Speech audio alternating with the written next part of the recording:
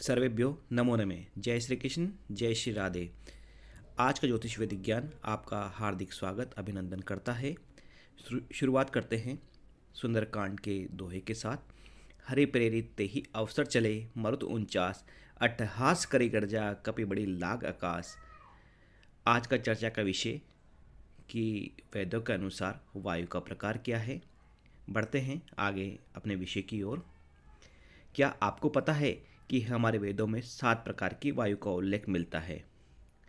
पर इस पर चर्चा करने से पहले जो शुरुआत में दोहा, सुंदरकांड का जो दोहा जिसमें हनुमान जी ने लंका में आग लगाई थी, उस प्रसंग पर जो गोस्वामी तुलसीदास जी ने लिखा है, हरि प्रेरित ते ही अवसर चले, मरुत 49 अट्टहास करी गर्जा, कपि बड़ी लाग आकाश। अर्थात जब हनुमान जी ने लंका को अग्नि के हवाले कर दिया तो भगवान की प्रेरणा से 49 पवन चलने लगे। हनुमान जी अट्टहास करके गरजे और आकार बढ़ाकर आकाश से जा लगे। अब इस दोहे में तुलसीदास जी ने कहा है कि 49 मरुत, जो 49 मरुत चल रही है, तो इन 49 मरुत का अर्थ क्या है, ये तुलसीदास जी ने दोहे में आगे विस्तृत नहीं लिखा।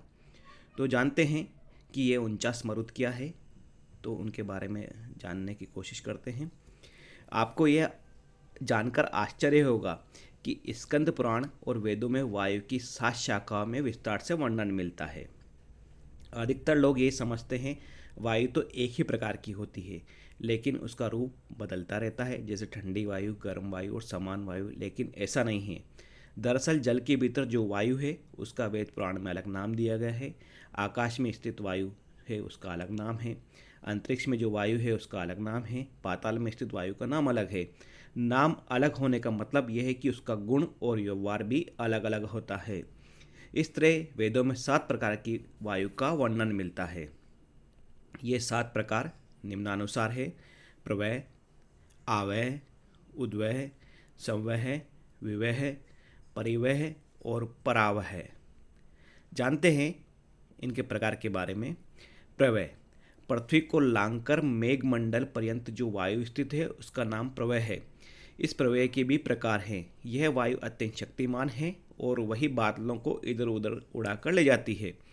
धूप तथा गर्मी से उत्पन्न होने वाले मेघों को यह प्रवय वायु ही समुद्र जल से परिपूर्ण करती है, जिससे ये मेघ काली घटा के रूप में परिणत हो जाते हैं और अतिशय वर्षा करने वाले होते हैं। दूसरी आवह है। आवह सूर्यमंडल में बंधी हुई है। उसी के द्वारा ध्रुव से आबद्ध होकर सूर्यमंडल घुमाया जाता है। तीसरी उद्वह है। वायु की तीसरी शाखा का नाम उद्वह है, जो चंद्रलोक में प्रतिष्ठित है। इसी के द्वारा ध्रुव से संबंध होकर यह चंद्रमंडल घुमाया जाता है। चौथी संवह है। वायु की चौथी शाखा का नाम संवह है, जो नक्षत्र मंडल में स्थित है। उसी से ध्रुव से आबद्ध होकर संपूर्ण नक्षत्र मंडल घूमता रहता है। विवय, पांचवी शाखा का नाम विवय है और यह ग्रह मंडल में स्थित है। उसके द्वारा ही ग्रह चक्र ध्रुव से संबंध होकर घूमता रहता है। छठी परिवह है। वायु की छठी शाखा का नाम परिवह है, जो सप्तऋषि मंडल में स्थित है। इसी के द्वारा ध्रुव से संबंध हो सप्तऋषि आकाश में भ्रमण करते हैं।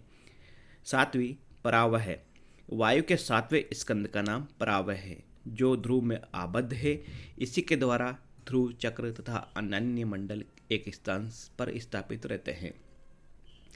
इन 7 वायु के 7 गुण हैं, जो निम्न जगह में विचरण करते हैं: ब्रह्मलोक, इंद्रलोक, अंतरिक्ष, भूलोक की पूर्व दिशा, भूलोक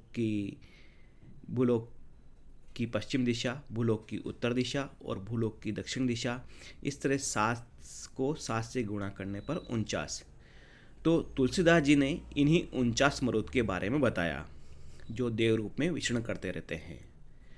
जब भी आप सुंदरकांड का पाठ करें तो कहीं पर तो ये जो 25वां दोहा है, 25वें दोहे में जो सुंदरकांड में 49 मरुत के बारे में बताया है, तो यह आप चर्चा करें कि कौन कौन सी 49 मरुत है। अब इसी चर्चा का विषय का समापन करते हैं। जय श्री कृष्ण, जय श्री राधे, जय हिंद, जय भारत।